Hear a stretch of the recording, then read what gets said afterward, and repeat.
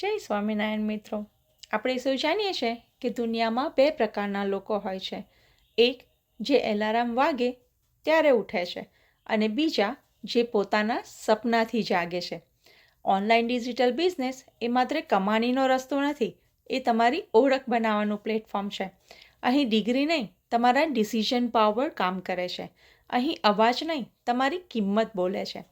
જો તમે આજે શીખવા તૈયાર છો તો આવતીકાલે તમે શીખવનાર બની શકો છો. જો આજે તમે પોતાને પસંદ કરો તો કાલે દુનિયા તમને પસંદ કરશે.